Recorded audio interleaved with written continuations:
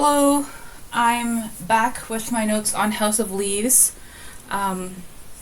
Yeah, just a few disclaimers. It's going to be unedited, so whatever noises or mistakes I make, all going to be included.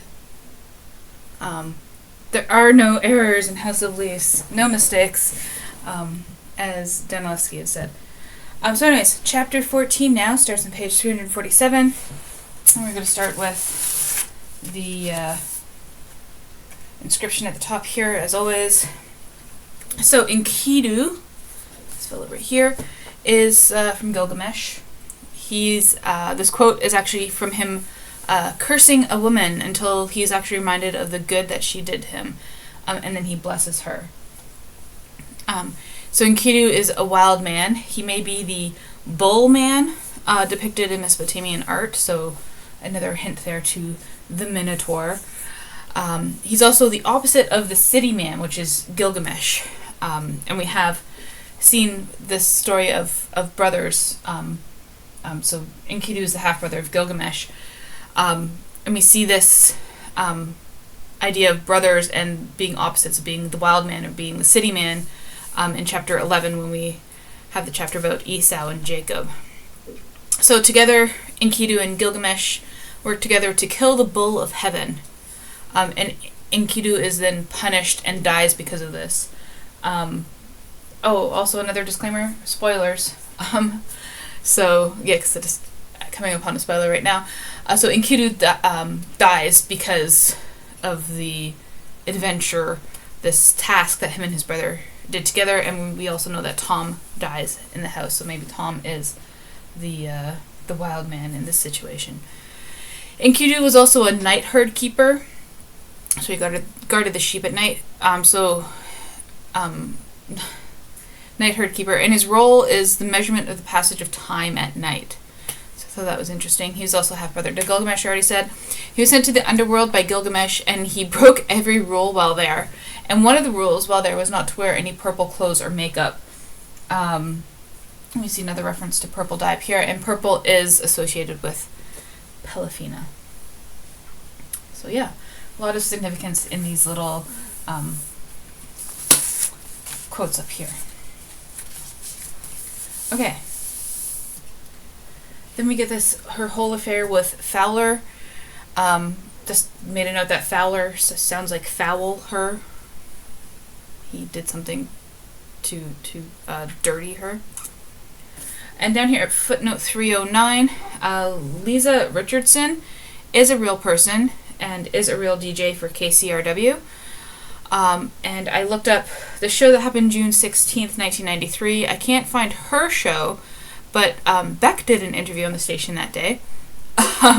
And on the next page, we have the word Odelay, which is the name of the Beck album. So I thought that was interesting that we have Beck referenced twice here. I included a link here. Let's open that in a new window here. Yeah, so you can listen to it. Oh, maybe you can't. I thought you could listen to it, but I don't know. There's just a link that says what it's about. Okay. So the next page. Let's move my notes back here. Page 348 here. We have a list of places here, supposed places. Bowery Bar. So Bowery is a neighborhood in New York. This might be a reference to CBGB, which is very famous kind of punk bar. So maybe that's what it's referring to. This was also the home to William S. Burroughs, which is interesting because he wrote Naked Lunch. I pulled this quote. I tried to read Naked Lunch. I didn't make it through. Just because it was really, really repetitive and gross, and I didn't see the point in continuing. Anyways, I got this quote from Allen Ginsberg, who wrote a poem about Burroughs' work. A naked lunch is natural to us. We eat reality sandwiches, but allegories are so much lettuce. Don't hide the madness. Oh, I thought that was an interesting quote. And then, as I said before, Odelay is the name of the Beck album. It could also mean "oh delay," like at delay as it put things off, or the Mexicans saying "or relay," which means like cool or okay. Just thought that was interesting. And then we have this German phrase, "der absoluten Sicherheit." Don't excuse my pronunciation. Nein, sprechen Sie Deutsch. So we do get reference to a translation here, but it does mean the absolute turmoil or the absolute brokenness. And this is actually George Bataille's reaction to Hegel. So he says, the spirit obtains its truth only by finding itself in the heartbreak of absolute brokenness. So I thought that was interesting. And Bataille, or Bataille, or however you want to say his name, he did his philosophy was about base materialism, and it was influenced by Derrida's deconstruction, and we got a lot of references to Derrida in House of Leaves as well. And it offers a more radical and disorienting freedom, which inscribes instability into all discourses. And we, I think we get that sense in House of Leaves. It's very kind of disorientation, instability, in the text and in the story. Page 349. We're going to jump right down to the footnotes. 312. People Magazine. I found a copy of the People Magazine there. It's this one's about celebrity marriages, and on page 44, the page referenced in here, is an article called "Bells Are Ringing." But I thought it was interesting. On page 32, there's an article about Princeton students climbing Mount McKinley to raise money for ads research. So we'll just open this link here, and that's what the eBay is a great place to find information about all these old magazines, I find. So I thought that was interesting, and here's where you see page 32. It's hard to see there, but 9 Princeton students climb North America's highest peak for aid research, and then page 44, right here, bells are ringing, about Queen Victoria. Yeah. So that's what we got there. I'll put the links in the description bar too.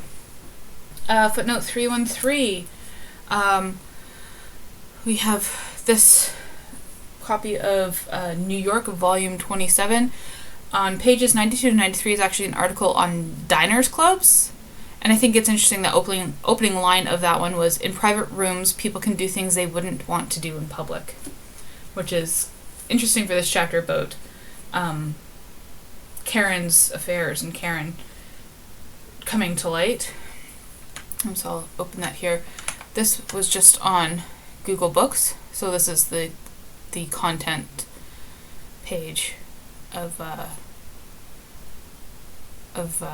that New York magazine from 31st October 1994. You can see that there, and there's some of the pages are available to be looked at.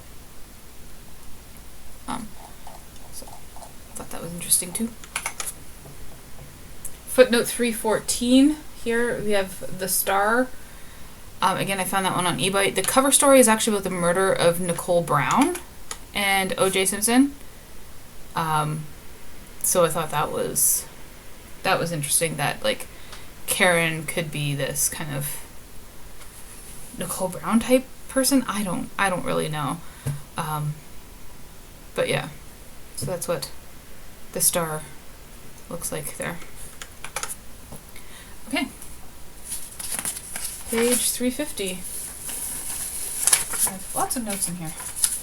Oh, okay. We are going to talk about the locket, so I'll put it over on this page. So we have this reference to a locket shaped like a deer, and this is actually Pelifina's necklace that she left to Johnny, and we get a lot of references to the locket, if you know what to look for and pay attention. So page 388. Oh, we get this reference to Noemi Tangier. That I'll explain that further when I get there. That's not a very obvious reference, but it is a reference to it. Page 410.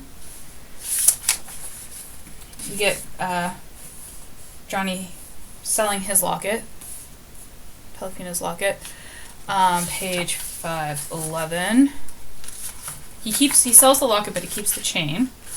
And on page 511, he gave the chain, the braided gold necklace, to Thumper. Now on page 592, we get the letter that was possibly left in the necklace. I'll wear it like a heart. It will become my heart, the heart deer necklace. Yeah, and then page 644, we get a reference to this jewelry that was left in the possession of Pelifina. Yeah, so the necklace there. We also get a reference to, my mother used to wear it. Okay, Paulus de Vos. So Paul de Vos, he was a Flemish Baroque painter. And I believe the painting that he is referencing is this one. And I'll open it right here. So the hounds hunting the deer. Let's see that here. And there's also this one I thought was interesting. Still life with servant. So the deer is now at the center of a table full of dead animals, and there's a rabbit in this one as well. Rabbits down here. So this picture of all this abundance of death, you know. I thought that was interesting. Like, this comes first, and then this is another result of that, right? And then we get on page 350 a list of locations: Czechoslovakia, Poland, Sweden, Denmark to Madrid, and the Pelican poems which are in here these are some of the places that he visits. So there's a little connection there as well.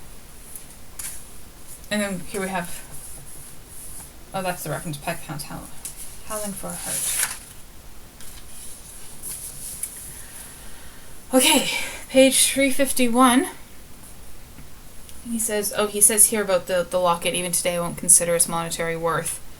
But he does end up selling it. This date, March 5th, 1966, is actually Mark C. Danilevsky's birthday. So, he references himself in here. And that's actually it for chapter 14. Nice short chapter there. And I'll see you in the next video. Let me know if you have any thoughts, opinions, ideas about chapter 14 and the references in here. And thank you for watching.